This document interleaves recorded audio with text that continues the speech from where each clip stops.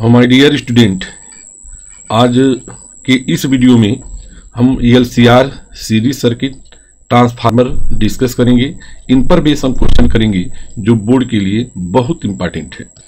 AC voltage applied to, AC voltage applied to a series LCR, a series LCR circuit, series LCR circuit. LCR series circuit जो है board के लिए बहुत important है, यह काफ़ी इंपॉर्टेंट है। सीरीज एलसीआर सर्किट में होता क्या है कि इंडक्टेंस, कैपेसिटेंस एंड रेजिस्टेंस तीनों जो हैं सीरीज में कनेक्ट होते हैं। तो let an alternating voltage, let an alternating voltage V equal to V not sine omega T. ये वोल्टेज जो है is applied to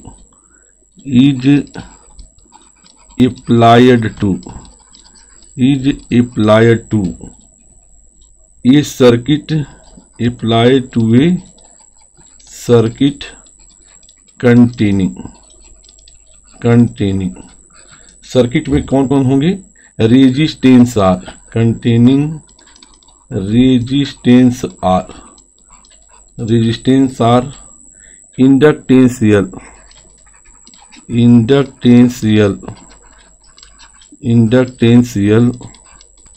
and capacitance C,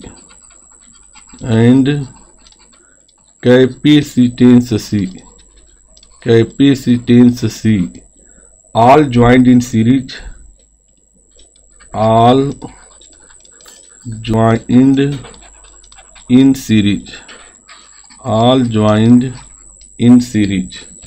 and the same current, series में करंट सेम होती है, and same current I is flowing in them और जो भी है हम फिगर में देखेंगे। माय डियर स्टूडेंट, एक ऐसा सर्किट है जिसमें रेजिस्टेंस भी है। यह रेजिस्टेंस हो गया, यह इंडक्टेंस हो गया और ये कैपेसिटर भी है। तीनों जो हैं एसी में या एसी वोल्टेज से कनेक्ट हो गया। यह वोल्टेज है V equal to V not sine omega T. ये जो है R है, यह L है, यह C है। तीनों में करंट जो है I क्या है? सेम होगी, क्योंकि ये सीरीज कॉम्बिनेशन में है। करंट सेम होगी, वोल्टेज क्या होंगे? अलग अलग होंगे। तो इसमें भी करंट आई है, इसमें भी करंट आई है, इसमें भी करंट आई है। इनके क्रॉस जो वोल्टेज है यह वोल्टेज VR है। इनके क्रॉस जो वोल्टेज होगा VL होगा और इसके क्रॉस जो वोल्टेज होगा वह VC होगा। हमें पता है कि सीरीज में क्या होता है कि वोल्टेज जो होता है अलग अलग होता है, करंट जो होता है सेम होता है। अब हम आगे बढ़ते हैं। If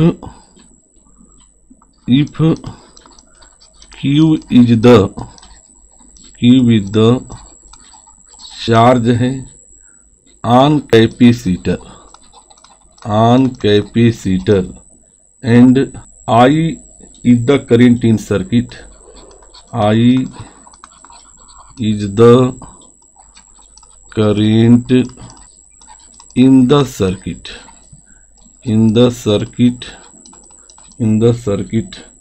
at time t, then from Kirchhoff's loop law, Kirchhoff's loop law sigma delta भी इक्वल टू 0। तो हम देखेंगे यहाँ जो वोल्टेज हैं आर के क्रॉस वोल्टेज, एल के क्रॉस वोल्टेज, सी के क्रॉस वोल्टेज और नेट वोल्टेज भी इक्वल टू 0। तो यहाँ हम देखेंगे V R plus V L plus V C equal to V. V R किसके इक्वल होगा ओम्स लॉ से, I R plus L D I by D T. V C जो है क्यू बाई सी इसके इक्वल होगा V not sine omega T. और यह एक इक्वेशन बन जाता है जो बोर्ड में कभी कभी पूछ दिया जाता है, तो यह इम्पॉर्टेंट है। अब जो है हम इनका डायग्राम बनाएंगे। हम देखेंगे आर सर्किट के लिए for R only. R circuit के लिए हम देखेंगे कि वी आर और आई क्या होते हैं, सेम फेज में होते हैं। यह आई है और इसी डायरेक्शन में क्या होता है, वी आर होता है। तो आर सर्किट के लिए क्या है कि वी आर और आई क्या होते हैं, सेम फेज में होते हैं। फॉर एल ओनली के लिए for L only L circuit के लिए हम देखते हैं कि जो वोल्टेज है ये तो करंट हो गई, voltage across L means V L जो है करंट आई से कितना लीड करता है, पाई बाई 2 क्या करता है, लीड करता है। अब हम आगे बढ़ेंगे। फॉर सी ओनली, सी के लिए हम देखेंगे ये तो करंट आई हो गया, वी सी जो है करंट से पाई बाई 2 क्या करता है, लैग करता है।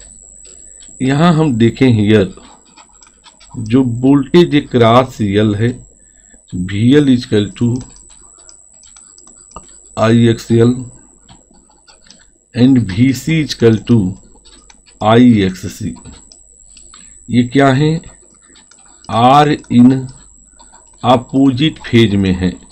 ये जो है अपोजिट फेज में है क्योंकि जो वी एल है आई से पाई बाई 2 लीड करता है, वी सी जो है आई से पाई बाई 2 लैग करता है, मतलब दोनों क्या है, अपोजिट फेज में है। तो इसके बाद हम लेते हैं टेक वी एल को हम ग्रेटर मान लें, V L greater than V C. इसका मतलब हुआ कि X L is the greater than X C, then make a parallelogram, then make a parallelogram या हम कह सकते हैं कि हम क्या बनाते हैं, फेजर डायग्राम। हम इनका फेजर डायग्राम बनाते हैं। ये आई है, यह वोल्टेज वी एल है जो आई से पाई बाई 2 लीड करता है। यह वोल्टेज क्या है, वी सी है जो क्या करता है, लैग करता है। अब यहां हम देखेंगे यह वो मान लिया जाए, voltage across resistor and current दोनों क्या है, सेम फेज में है। V L greater than V C, तो ये ओ ए हो गया, ये बी हो गया। तो ओ बी किसके इक्वल होगा, this is the V L minus V सी।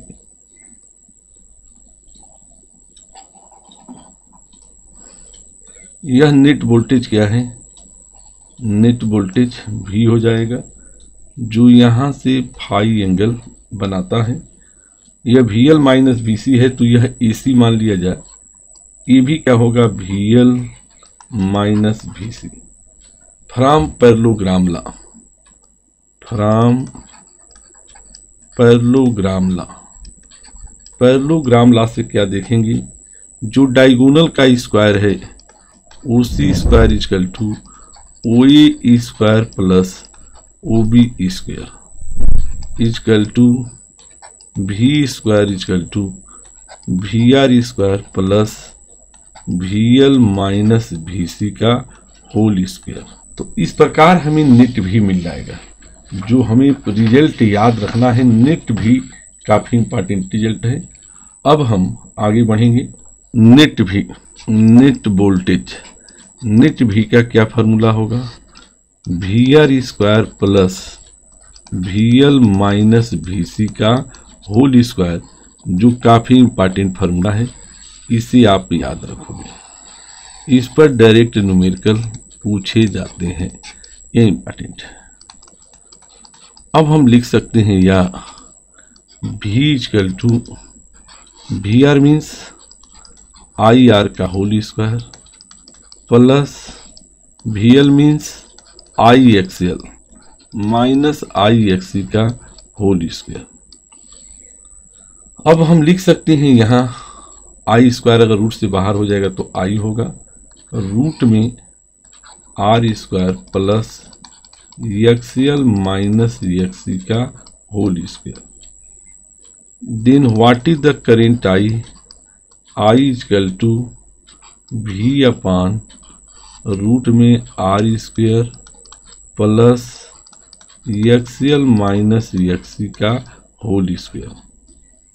हमें करंट यहाँ से मिल गया। अब हम यहाँ जो है ये किससे मिलता जुलता है, I equal to V upon resistance होता है, तो this is analogous to Ohm's law. इसे हम क्या कहेंगे, this is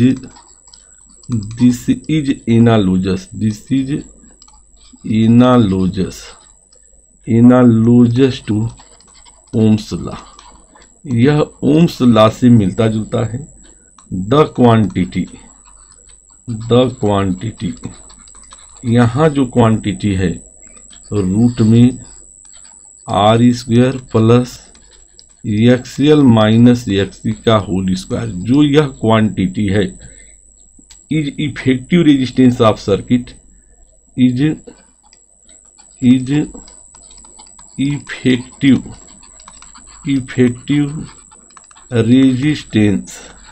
effective resistance of the circuit.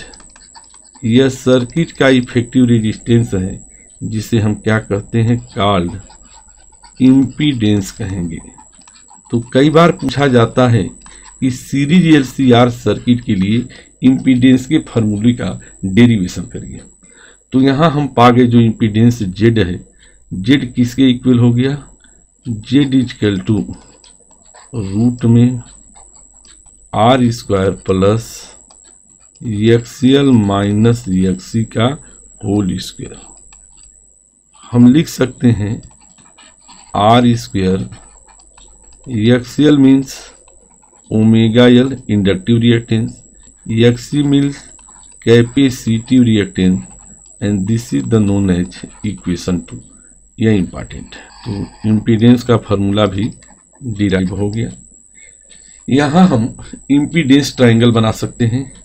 The impedance triangle is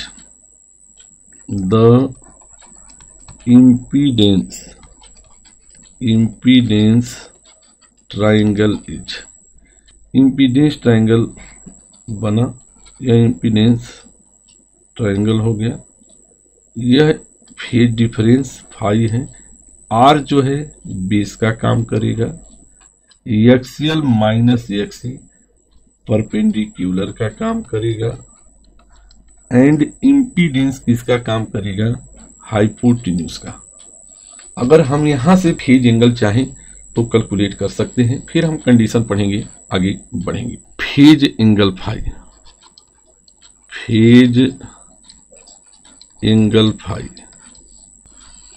phi कैसे निकालोगे, एज टेन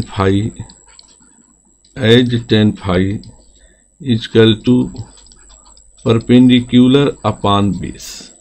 लिख सकते हो XL minus XC upon R, या हम कर सकते हैं omega L minus omega C 1 upon omega C upon R। ये इक्वेशन 3 है। कंडीशन पूछता है कि सर्किट का नेचर कैसा होगा। अब फर्स्ट कंडीशन है when XL greater than XC, when XL is greater than XC means क्या है, omega L greater than 1 upon omega C। तो टेन फाई क्या होगा, टेन फाई क्या होगा, पॉजिटिव होगा। डेट इज अगर tan फाई पॉजिटिव है तो tan इंक्रीजिंग एंगल है, फाई इज पॉजिटिव, फाई क्या है, पॉजिटिव है, फाई इज पॉजिटिव। देन एक्सटर्न, देन ये जो सर्किट है नेचर क्या होगा, इंडक्टिव होगा। देन ये पूछता है कि ऐसे केस में नेचर क्या होगा, नेचर इज इंडक्टिव। अगर एक्सएल ग्रेटर देन एक्सी है तो नेचर इंडक्टिव होगा। इन दिस केस में हम क्या कहेंगे, इन दिस केस, इस केस में क्या होगा, इन दिस केस वोल्टेज भी जो है लीड करेगा, वोल्टेज भी क्या करेगा, leads phase phi, leads phase phi with current I, with current I.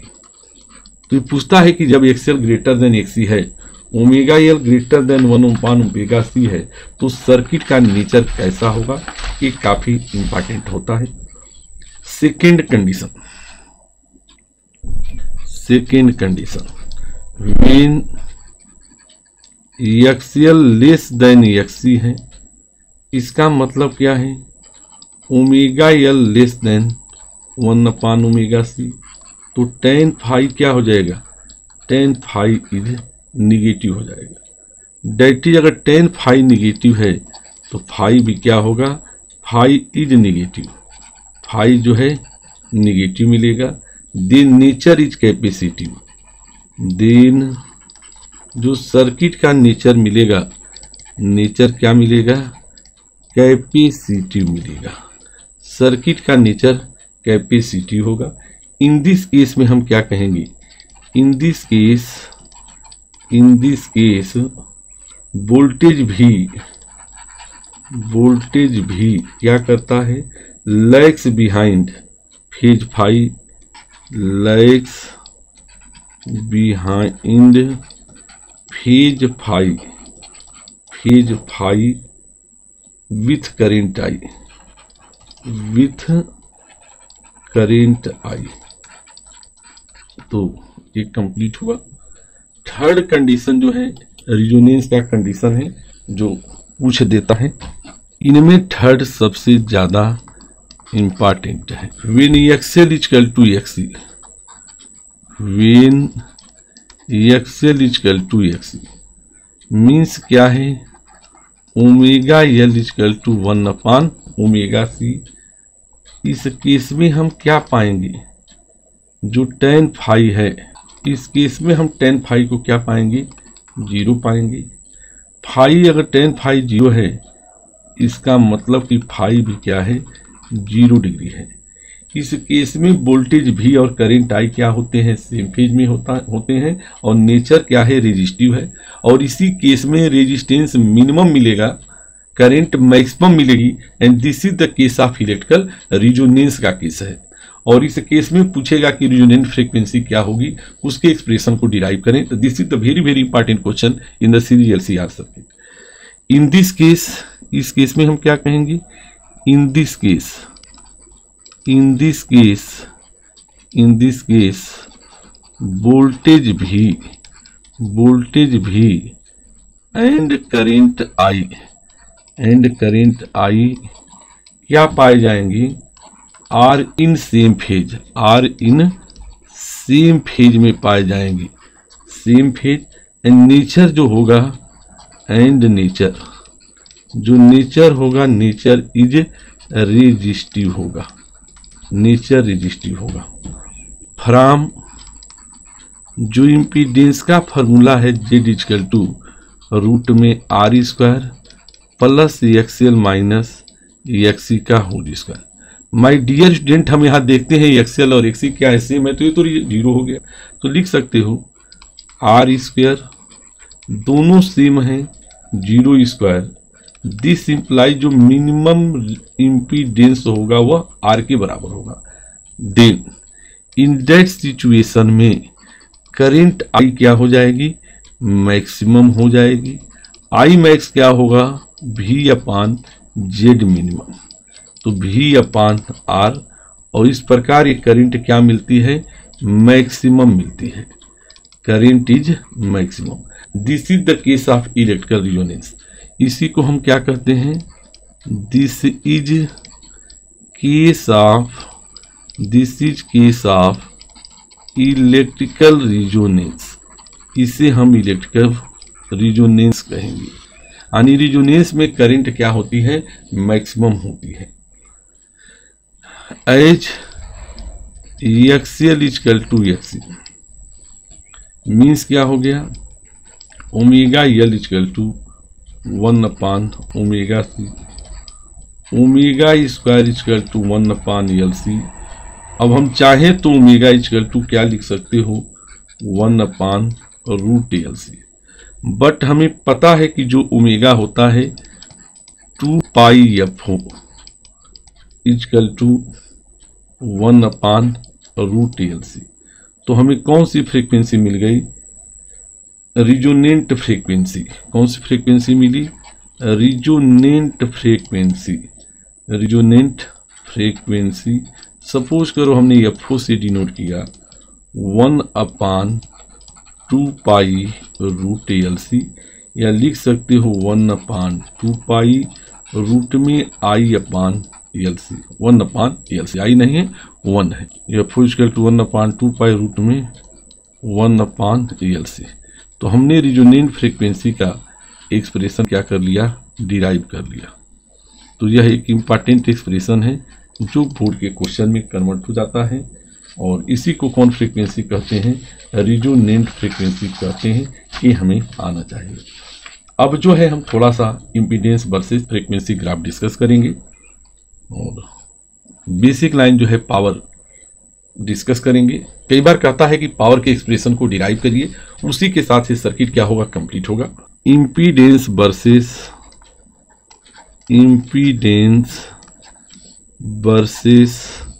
Frequency graph. जो इम्पीडेंस है पहले क्या होता है, डिक्रीज होता है, मिनिमम होता है रिजोनेंस पर, और फिर क्या होता है, इंक्रीज होता है।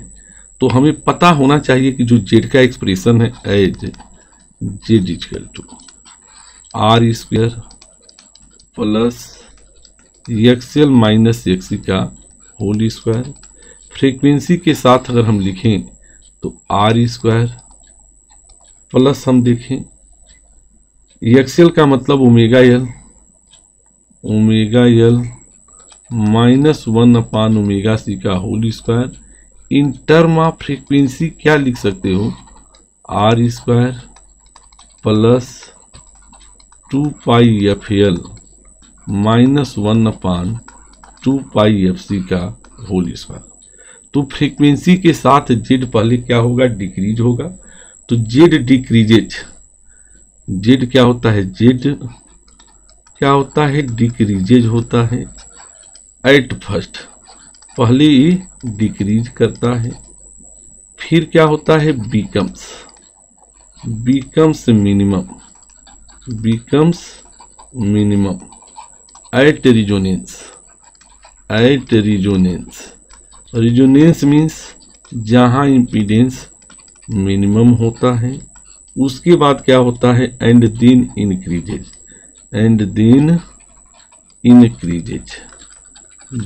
Increases with frequency. यही फ्रीक्वेंसी के साथ इसका वेरिएशन है।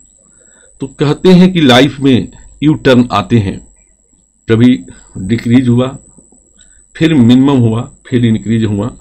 तो कई बार, हमेशा हम देखते हैं, कई बार आपकी भी लाइफ में यू टर्न आते हैं, सेम उसी प्रकार का यहाँ भी यू टर्न है। ये फ्रीक्वेंसी है। माय डियर स्टूडेंट, ये जेड है। ग्राफ का नेचर क्या है, बिल्कुल यू टर्न का ही नेचर है। बन गया यू टर्न, ये तो याद रहेगा। यानी पहले क्या है, डिक्रीज हुआ, फिर मिनिमम हुआ, यहाँ फिर इंक्रीज हुआ। This is the U turn. ये जेड मिनिमम क्या है, Z minimum equal to R है। और यही हम देखते हैं इसी रिजोनेंस पे क्या है, एक्सएल इक्वल टू एक्ससी है। अगर इम्पीडेंस का ग्राफ ऐसे है तो करेंट का ग्राफ फ्रीक्वेंसी के साथ क्या होगा, जस्ट रिवर्स होगा। And current versus frequency graph यही बना लें, and current versus frequency graph. Current और फ्रीक्वेंसी का ग्राफ कैसा बनेगा यहाँ हम देख सकते हैं। यह फ्रीक्वेंसी है, ये जो है करंट है। कैसा ग्राफ बनेगा, तो जहां ये डिक्रीज हो रहा था वहीं ये सब कुछ क्या होगा, इस तरह से ग्राफ बनेगा, इस तरह से ग्राफ बनेगा, इस तरह से ग्राफ बनेगा। यह रेजिस्टेंस R1 है, यह रेजिस्टेंस R2 है। जिसका रेजिस्टेंस कम होगा उसका पीक क्या होगा, कम होगा। तो यहाँ कह सकते हैं कि R1 is the greater then R2। तो इस प्रकार ये जो ग्राफ पूछते हैं कंप्लीट हुआ। अब जो है LCR सीरीज सर्किट का लास्ट पार्ट जो है power in series LCR circuit का फॉर्मूला हम डिराइव करेंगे। देन LCR सीरीज सर्किट पे न्यूमेरिकल करेंगे और लास्ट जो पार्ट पढ़ना है हमें ट्रांसफार्मर हम डिस्कस कर लेंगे। Power in series, power in series LCR circuit, LCR circuit, power in series LCR circuit. when AC voltage, when AC voltage V is equal to V naught sin omega t is applied to a series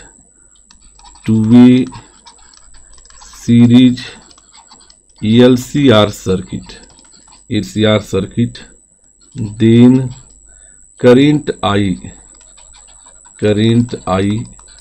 lead phase phi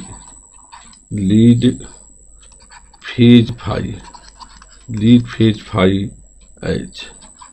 I का क्या equation है, I naught sine omega t plus phi, where I naught क्या है, V naught by Z है। और Z को हम क्या लिख सकते हैं, रूट में R square plus XL minus XC का होल स्क्वायर। एंड फाई जो है फेज एंगल है tan inverse XL minus XC by R। The instantaneous power supplied, the instantaneous power supplied by sources,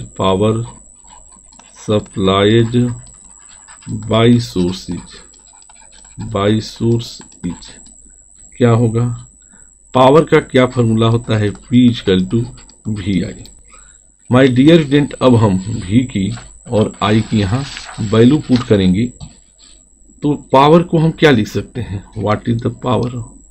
जो पावर P है, voltage की value लिखो V not sine omega t, I naught sine omega t plus phi. हमें एक formula पता होना चाहिए एच साइन ए प्लस बी।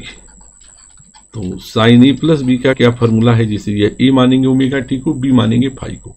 तो साइन ए प्लस बी का क्या फार्मूला है, sign A cos B, sine A cos B plus लिख सकते हो कास A sine B.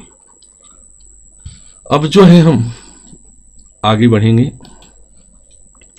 Therefore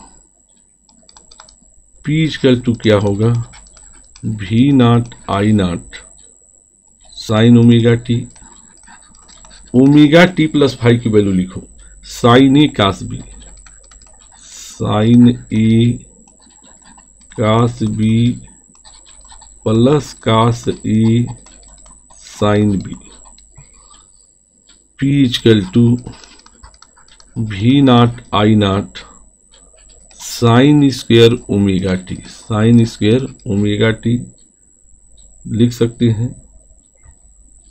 plus हम देखें प्लस इंटू, उधर से अगर ये मल्टीप्लाई है into sine square omega t into क्या लिखोगे cos phi, into cos phi plus 1/2 हम लिखें तो यहाँ हम क्या लिख सकते हैं, 2 sine omega T cos omega t into sine phi. हमें पता है but 2 sine theta into cos theta, ये फार्मूला है साइन 2 थीटा का।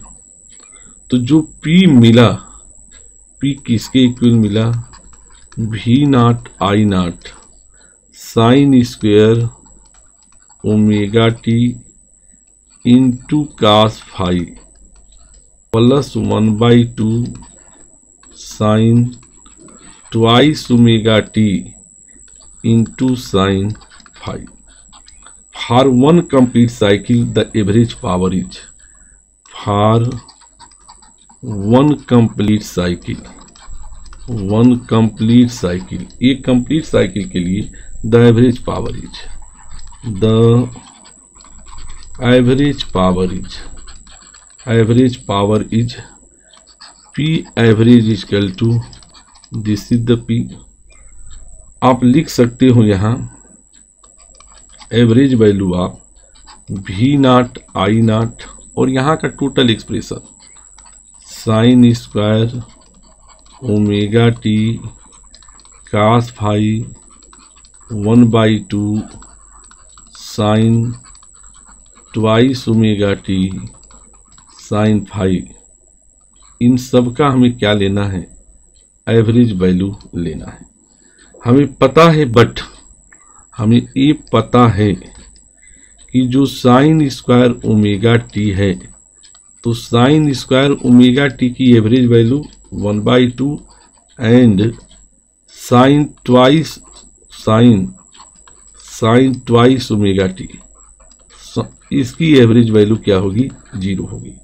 तो एक टर्म तो 0 हो गया, एक टर्म 1/2 हो गया। तो एवरेज पावर का क्या फार्मूला बनता है, what is the formula of average power, तो half V naught I naught cos phi, ये फर्स्ट फार्मूला है एवरेज पावर का। अब हम इसे कैसे लिख सकते हैं, या हम P एवरेज को कैसे लिख सकते हो, V naught by root two, V naught by root two I naught by root two into cos phi. हम चाहें तो P एवरेज को कैसे लिख सकते हैं, what is the P average, VRMS into IRMS into cos phi, this is the formula of average power, जो कि इम्पॉर्टेंट है। ये फेमस फार्मूला है P एवरेज, जिसे आज हमने डिराइव भी कर लिया। अब जो है हम आगे बढ़ेंगे, बट हमें पता है, बट VRMS क्या लिख सकते हो, IRMS इंटू जेड। तो P एवरेज क्या हो सकता है, IRMS I square are I square Z लिख सकते हो इंटू कास फाई। तो ये जो है थर्ड इक्वेशन है, ये जो है कौन इक्वेशन बना, this is the third equation. Where phi is power factor, where cos phi क्या कहलाएगा, where cos phi is power factor कहलाता है। कास फाई क्या है, पावर फैक्टर है।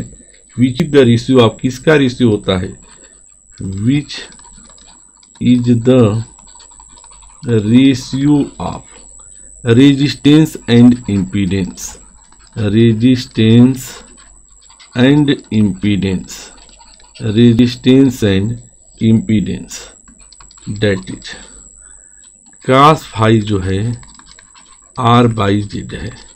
जेड की वैल्यू हम पुट कर देंगे R² plus XL minus XC का होल स्क्वायर, ये है power factor, this is the important. अब इसके बाद माय डियर स्टूडेंट यहाँ भी कुछ कंडीशन बनेंगे, कंडीशन के बाद हम कुछ न्यूमेरिकल डिस्कस करेंगे, उसके बाद हम ट्रांसफार्मर एक्सप्लेन करेंगे।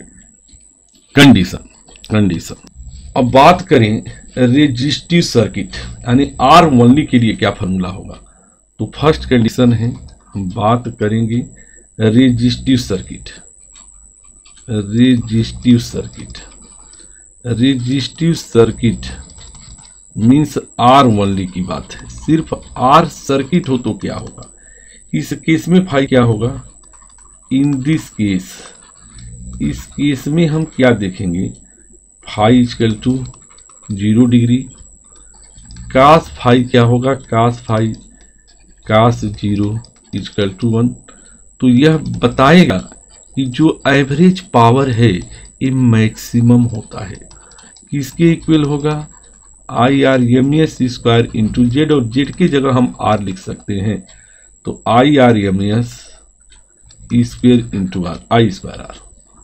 सेकेंड कंडीशन है, सेकेंड कंडीशन में हम क्या कहेंगे, प्योरली इंडक्टिव या कैपेसिटी हो, purely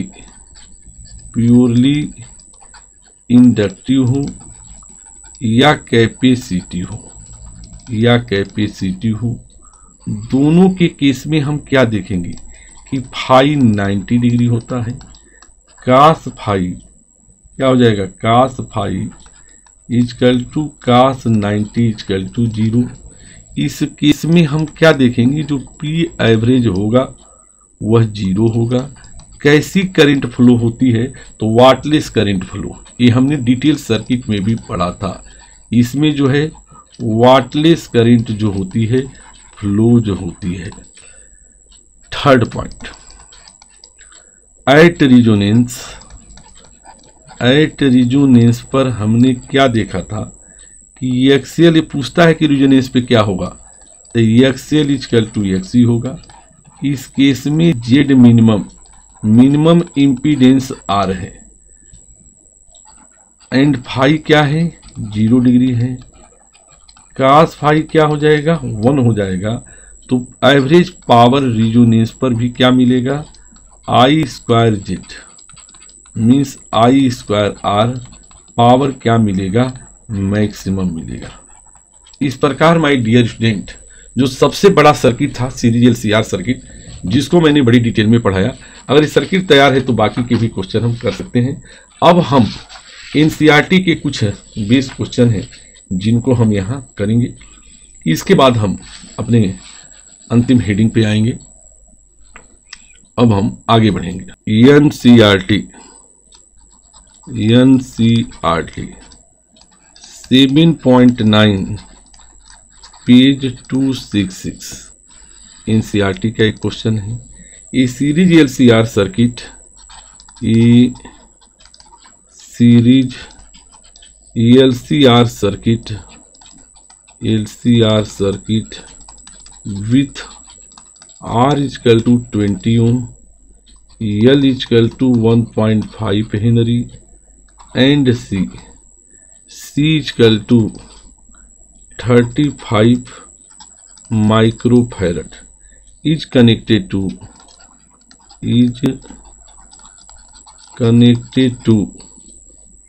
a variable frequency connected to a variable frequency 200 volt AC, 200 volt AC supply. अब क्वेश्चन यहीं से समझना, when frequency of supply, when frequency of the supply,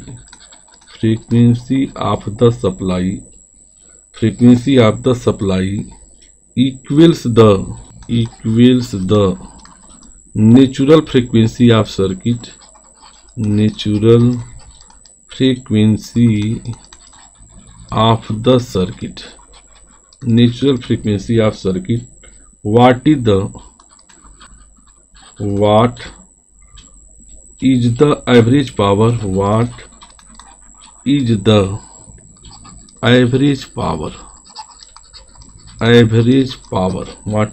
average power transferred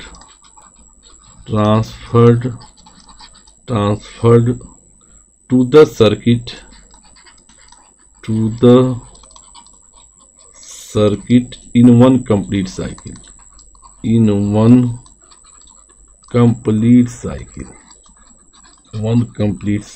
ये क्वेश्चन है, ये solution.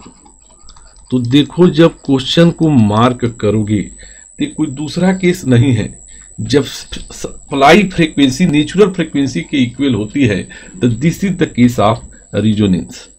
तो यह बिल्कुल कंसेप्ट क्लियर है कि when frequency of supply, when इस सॉल्यूशन में है frequency of supply, frequency of supply जो है is equal to the natural frequency of circuit, natural frequency of the circuit, natural frequency of circuit, then resonance is obtained, then resonance क्या होगा, मिल जाएगा, is obtained. इधर रखें, at resonance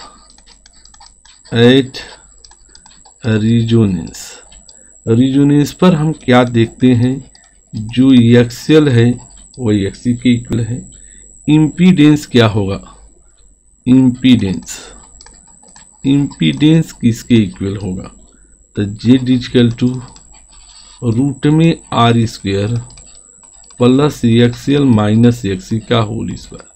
तो my dear student, हमने यहाँ देखा कि जब फ्रीक्वेंसी जो अप्लाई करते हो, सप्लाई करते हो, अगर वो नेचुरल फ्रीक्वेंसी के इक्वल होता है तो रेजोनेंस पे इम्पीडेंस मिनिमम मिलेगा। ये जेड किसके इक्वल मिल जाएगा, आर के equal to 20 ohm. Power factor क्या हो जाएगा बोलिए, पावर फैक्टर कास फाई हमें पता है, cos phi R by Z, R by R equal to 1 हो जाएगा। VRMS दिया है, VRMS कितना दिया है, 200 वोल्ट दिया है। तो IRMS कितना हो जाएगा, IRMS equal to VRMS by R, VRMS by R माने 200 by 20, 200 by 20 equal to 10 ampere. Average power का क्या फॉर्मूला है, VRMS IRMS into cos phi. Data भरो, VRMS कितना दिया है तो लिख सकते हो VRMS into IRMS cos phi 1 हो गया। VRMS कितना दिया है 200, IRMS 10, तो 2000 वाट है, लिख सकते हो 2 किलोवाट। ये आंसर है इस क्वेश्चन का। इस प्रकार माय डियर स्टूडेंट, ये जो क्वेश्चन है LCR का यही जो है कंप्लीट होता है। अब जो है हम 2 क्वेश्चन और करेंगे, अब हम आगे बढ़ेंगे। NCERT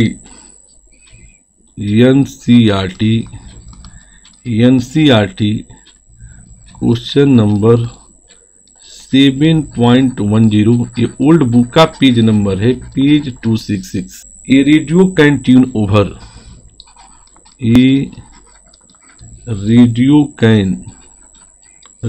can tune over the frequency range of a portion, frequency range of a portion of medium wave, of medium wave means MW broadcast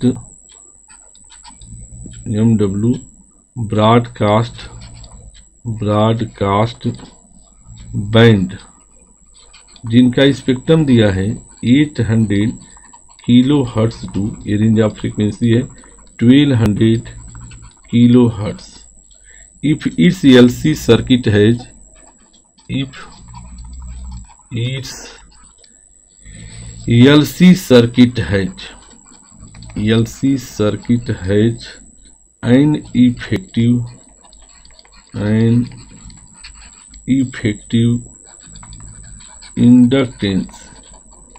inductance of 200 microhenry, what must be the range of variable capacitor, अब हम question के solution की बात करेंगे। Question में क्या given है, F1 जो है 800 किलो हर्ट्ज है, 800 10 पावर 3 हर्ट्ज है। F2 कितना दिया है, F2 1200 किलो हर्ट्ज है, तो 1200 10 पावर 3 हर्ट्ज है। L कितना दिया है, 200 माइक्रो हेनरी, तो 200 10 पावर -6 हेनरी लिख सकते हो। अब हमें C1 और C2 निकालना है। C1 क्या होगा एंड C2 क्या होगा। The natural frequency of LC circuit हमें पता होनी चाहिए। द नेचुरल फ्रीक्वेंसी ऑफ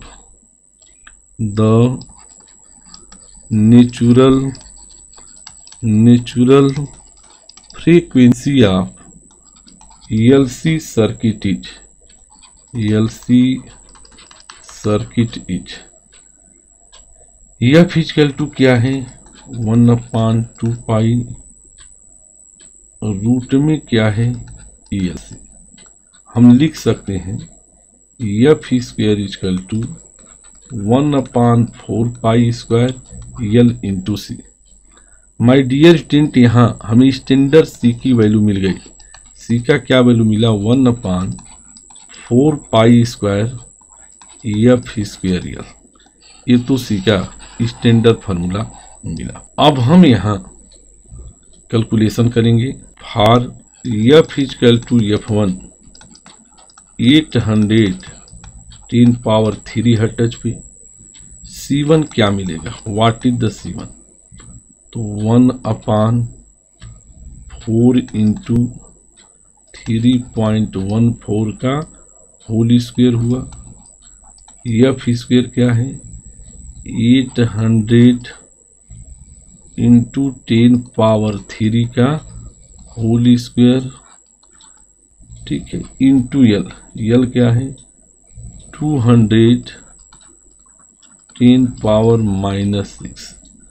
तो एक कैलकुलेशन C1 का कितना आएगा, करीब करीब जो यहाँ कैलकुलेशन आ रहा है ऑलमोस्ट जो आएगा 198 10 पावर -12 फैरड, या लिख सकते हो 198 पिको फैरड, 198 पिको फैरड। अब हम इसके सेकेंड पार्ट पे चलते हैं। Second part, for F equal to F2, तो 1200 10 पावर 3 हर्ट्ज है, तो C2 की क्या वैल्यू मिलेगी, 1/4 3.14 whole square 1200 10 power 3 whole square 200 10 power -6। तो यह calculation 88 10 power -12 farad, almost 88 pico farad. तो the variable capacitor should have, the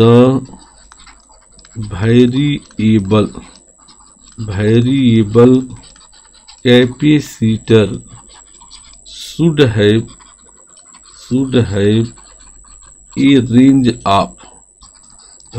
of 88 picofarad to 198 picofarad। ये आंसर है इस क्वेश्चन का। इस प्रकार माय डियर स्टूडेंट हमने एक क्वेश्चन डिस्कस किया। अब जो है NCERT का एक क्वेश्चन है, जो लास्ट क्वेश्चन ही सपोज करिए इस चैप्टर का। NCERT क्वेश्चन नंबर 7.11 पेज जो है 266 है। Figure shows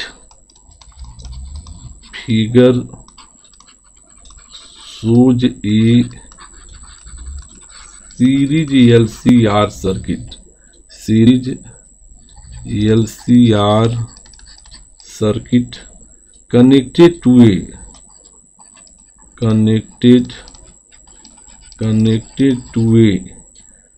230 volt source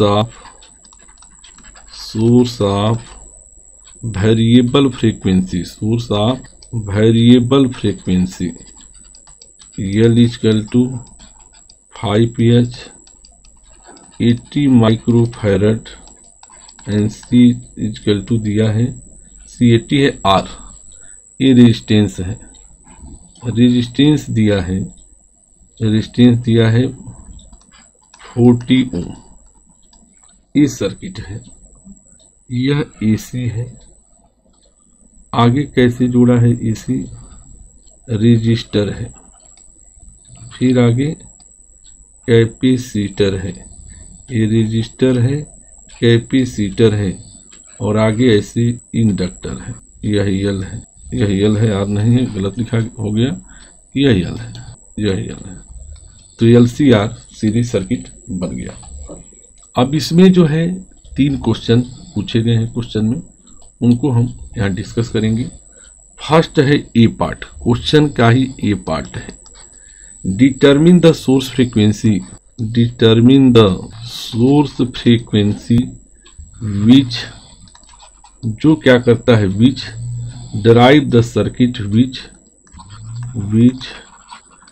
drives the circuit, which drive the circuit in resonance, in resonance. इसका बी पार्ट है।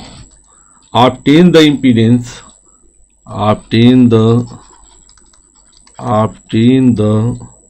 impedance, obtain the impedance of the circuit and the amplitude of current, amplitude of current, amplitude of current at the resonating frequency, resonating frequency। C part है question का। Determine the RMS potential drop, determine the RMS potential drops across the 3 element of circuit, across the 3 elements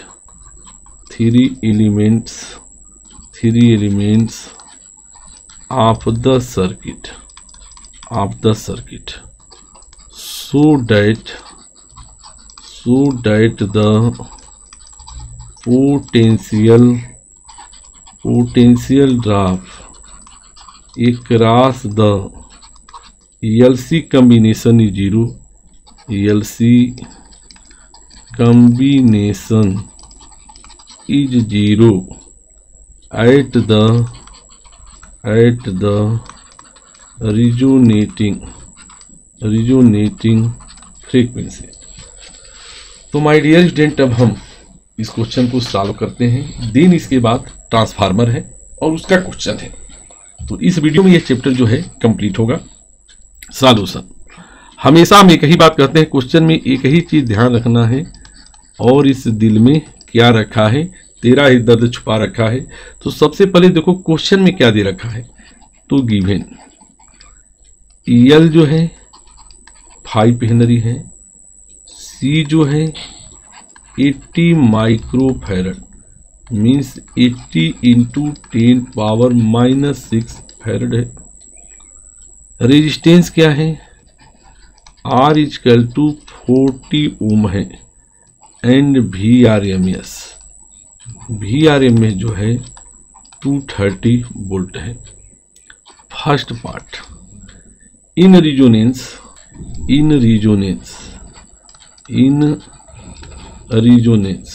source singular frequency omega equal to omega naught 1/√LC। तो 1 value put कर दो, 5 into 80 into 10⁻⁻6, तो यह आएगा solve करने पर 50 radian पर second. ये आंसर है। अब जो है हम आगे बढ़ते हैं बी पार्ट। बी पार्ट क्या है? At resonance impedance of LCR circuit, impedance of LCR circuit कितना होता है? Z = R = 40 ओम।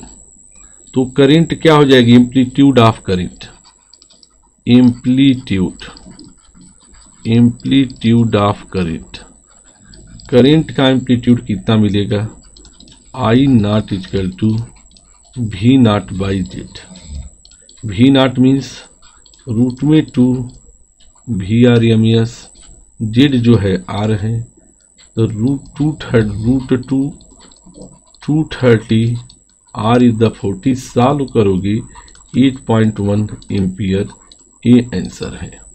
सी पार्ट, एट रिजोनेंस पर है, IRMS किसके इक्वल होगा? VRMS/Z। Z के जगह VRMS, Z के जगह R हो गया, तो 230/40 23/4 ampere. PD across register, VR किसके इक्वल होगा?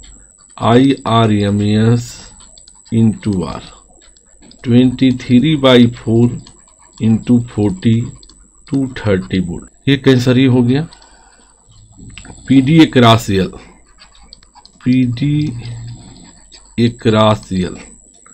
VL = IRMS into XL, IRMS XL means omega L, 23/4 into 50, omega L जो है 5 है, इतना आ गया 1437.5 वोल्ट आएगा।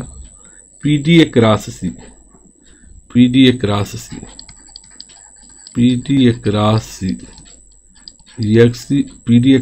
Means VC, PD across C means VC निकालना है, IRMS इंटू XC। लिख सकते हो IRMS, XC का मतलब 1/ωc। वैल्यू पुट करो 23/4 50 इंटू 80 इंटू 10⁻⁻6, तो आएगा 1437.5 volt. PD across LC equal to क्या होगा? VL माइनस VC, तो लिख सकते हो 1437.5 रिजल्ट 0 आएगा। इस प्रकार माय डियर स्टूडेंट ये टॉपिक यहीं क्या होते हैं कंप्लीट हुआ। हमने इस सर्किट को बड़ी अच्छे तरीके से समझाने की मैंने कोशिश किया और हमने इनके क्वेश्चन को भी बड़ी अच्छे तरीके से सीखा। हमें विश्वास है यह आपके लिए काफ़ी हेल्पफुल साबित होगा। अब जो है हम लास्ट पॉइंट डिस्कस करेंगे, 9th पॉइंट ट्रांसफार्मर। अब हम आगे बढ़ते हैं। 9th पॉइंट है ट्रांसफार्मर, और ये बहुत इम्पॉर्टेंट होता है और कोशिश होगी कि अच्छे से आप समझ सकें। ट्रांसफार्मर किसके लिए वर्क करता है? तो जो पहला पॉइंट है ट्रांसफार्मर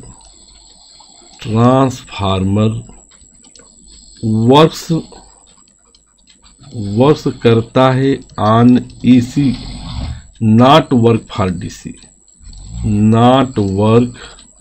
फॉर DC। यह हमेशा याद रखना। अगर कहीं DC के लिए क्वेश्चन बन जाए तो फॉर DC सोर्स के लिए जो VS है आउटपुट वोल्टेज आउटपुट वोल्टेज जो होगा हम क्या ले लेंगे, 0 ले लेंगे। अगला क्या है कि ट्रांसफार्मर किस पर बेस होता है, यह लाइन याद रखना। The principle of transformer, the principle of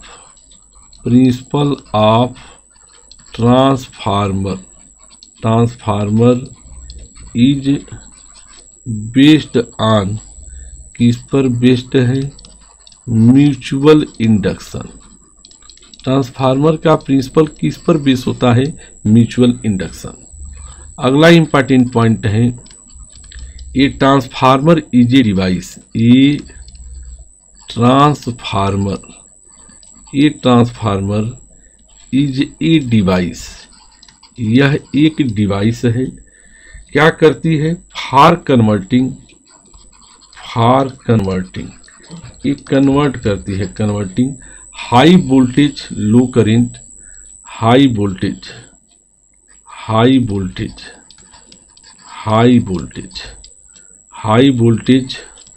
low current into low voltage high current. इसे कौन ट्रांसफार्मर कहेंगे, स्टेप डाउन। ऐसे ट्रांसफार्मर को स्टेप डाउन कहेंगे, जहां वोल्टेज डिक्रीज होता है, यहाँ प्राइमरी कॉइल के टर्म सेकेंडरी से ज्यादा होंगे। तो ट्रांसफार्मर एक डिवाइस हो गई जो क्या कन्वर्ट किया, हाई वोल्टेज को अगर लो वोल्टेज में बदलेगा, नोन एज स्टेप डाउन, और वोल्टेज डिक्रीज हुआ तो नंबर ऑफ टर्न डिक्रीज होंगे। या ऐसा भी काम हो सकता है कि किसको कन्वर्ट करें, low voltage high current, low voltage high current को low voltage high current into किस में बदले, high voltage low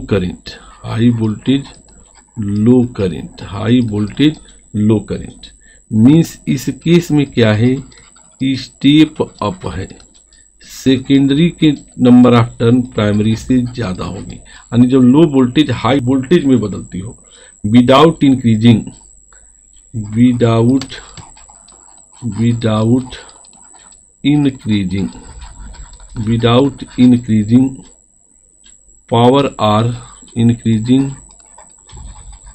power or changing frequency,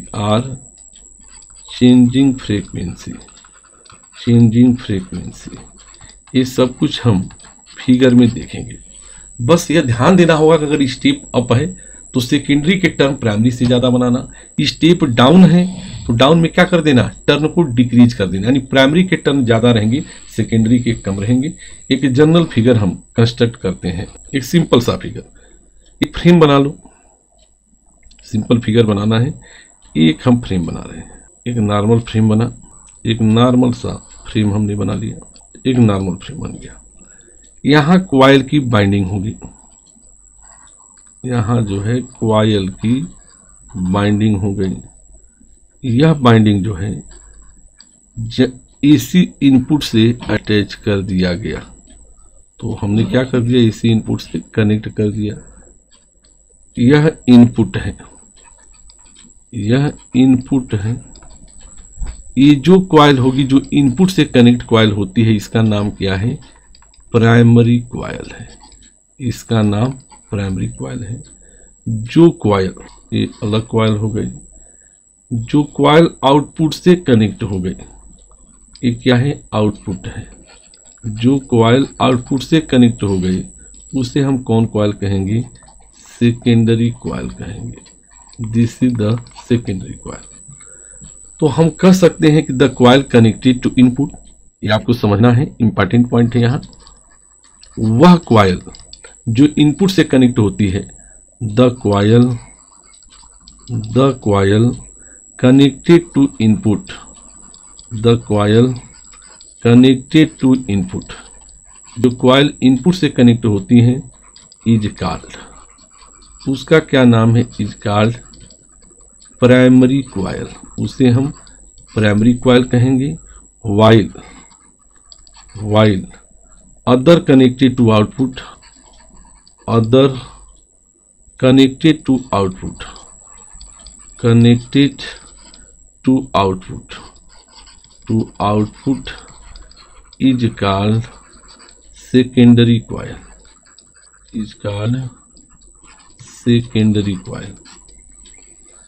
as magnetic lines of force, magnetic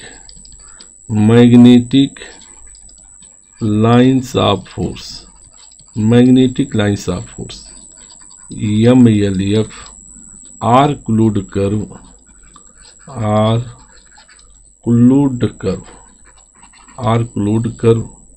the flux per turn of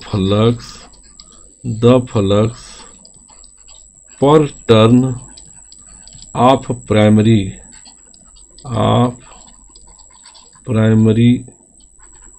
must be equal to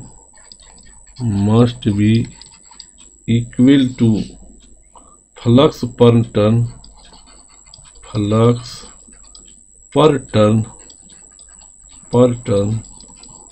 of the secondary. Therefore, phi p upon Np equal to phi s upon Ns, और हमें पता है एच E proportional D phi by D t, ये Faraday law से। अब हम आगे बढ़ते हैं, यानी फ्लक्स बाई टर्न क्या है, कांस्टेंट है। अब हम इसे डिफरेंशिएट कर दें तो हम क्या लिख सकते हैं, हम आगे बढ़ेंगे, लिख सकते हो 1 upon Np D phi P by D T, 1 upon Ns D phi S by D T. तो लिख सकते हो 1 upon Np and this is the Vp, voltage across primary, और ये क्या है, D phi S by D T, this is the voltage across secondary. तो एक फार्मूला बना Vs upon Vp equal to Nes upon Np, एक formula बना। हम कहेंगे in an ideal transformer,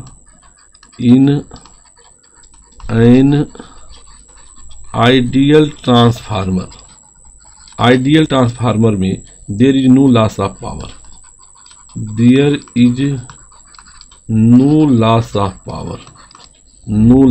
power, इसका मतलब कि इनपुट पावर और आउटपुट पावर दोनों सेम होंगी, equal to constant V inversely proportional I होगा।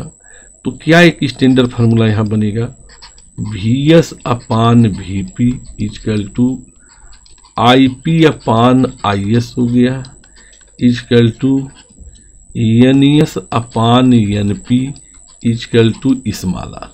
माय डियर स्टूडेंट, ट्रांसफार्मर का सबसे इंपॉर्टेंट फार्मूला यही है, Vs यानी voltage across secondary upon voltage upon primary, IP by Is equal to Ns by Np equal to small r। Where small r को क्या कहेंगे, where जो स्मॉल r है इसे हम ट्रांसफार्मेशन रेशियो कहेंगे, या हम इसे क्या कह सकते हैं, this is known as turn ratio भी कहते हो। तो दिस इज ट्रांसफार्मेशन रेशियो और टर्न रेशियो। अब हम आगे बढ़ेंगे, अगर R एक से ज्यादा है, greater than 1, if transformation ratio greater than 1 means क्या कहेंगे, Ns is the greater then Np, secondary term primary से ज्यादा है, इसका मतलब कि Vs ज्यादा होगा Vp से। तो फार स्टेप अप ट्रांसफार्मर, अगर सेकेंडरी में टर्म ज्यादा है प्राइमरी से तो कौन सा ट्रांसफर होगा, फार स्टेप अप ट्रांसफार्मर होगा, स्टेप अप ट्रांसफार्मर होगा। अगर R लेस देन 1 है मीन्स प्राइमरी के नंबर ऑफ टर्न सेकेंडरी से ग्रेटर हैं, तो for step down transformer, for step down transformer step down transformer. Efficiency, efficiency, efficiency को हम ईटा से डिनोट करते हैं। Of practical transformer is defined as eta is the what? Output power upon input power, the P out upon pin means Vs Is upon Vp Ip, यह ratio less than 1 आएगी। Efficiency of order, efficiency of the order of 99% can be easily obtained। इसके बाद my dear student कि energy losses कैसे होता है, कितना होता है, यह हमें आना चाहिए।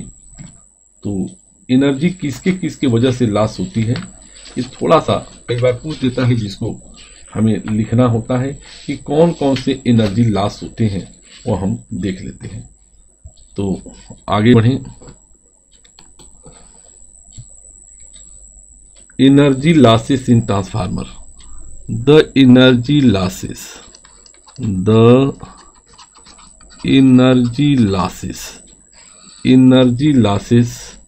in transformer are,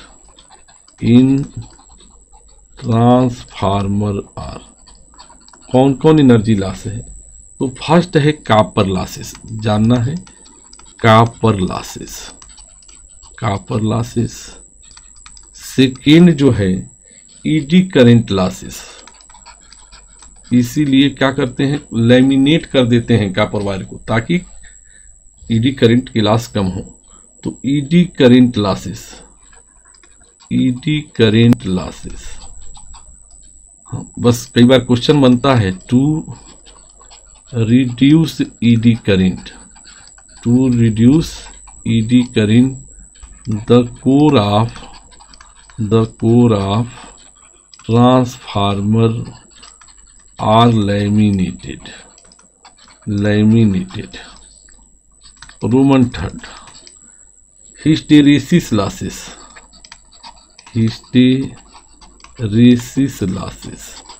और लास्ट जो है एंड फोर्थ जो है लिख सकते हो फ्लक्स लॉसेस। अब इसके बाद माय डियर स्टूडेंट हम एक क्वेश्चन कर लेते हैं और इसी के साथ जो है ये चैप्टर क्या होगा, कंप्लीट हो जाएगा। तो अब हम क्वेश्चन लिखते हैं। एनसीईआरटी जो ओल्ड वाली एनसीईआरटी है, एनसीईआरटी उसके एडिशनल एक्सरसाइज का क्वेश्चन नंबर 7.23 पेज 268 पर एक क्वेश्चन है। The power transmission line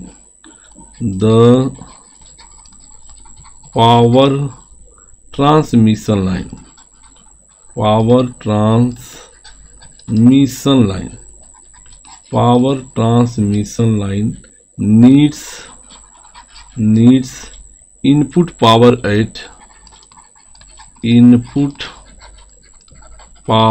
at 2300 volt to a step down transformer with its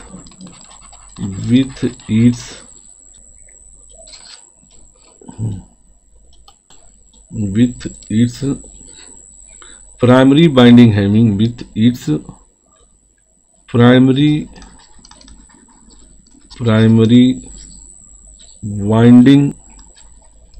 primary windings having 4,000 tons. What should be the number of tons in the secondary bindings in order to get output power at 230 volt. Means यहाँ voltage decrease हो रहा है। Solution क्या given है? Given VPL दिया है, primary में जो वोल्टेज 2300 वोल्ट दिया है, प्राइमरी में टर्न 4000 दिया है, VS जो सेकेंडरी वोल्टेज है 230 वोल्ट है, सेकेंडरी में नंबर ऑफ टर्न निकाला जा रहा है। As VS upon VP equal to NS upon NP। हमें NS निकालना है, तो VS by VP multiply NP, 230 2300 into 4000। Calculation के बाद यहाँ 10 कितने टन आ जाएंगे? 400 टन। तो ट्रांसफार्मर के क्वेश्चन कहीं ना कहीं फार्मूले पे बेस आते हैं। इस प्रकार माय डियर स्टूडेंट ये चैप्टर अल्टरनेटिंग करंट यहीं कंप्लीट होता है। हमें विश्वास है कि यह आपके लिए काफ़ी यूजफुल होगा, एग्जाम में अच्छा मार्क दिलाएगा। Thanks student. Okay bye.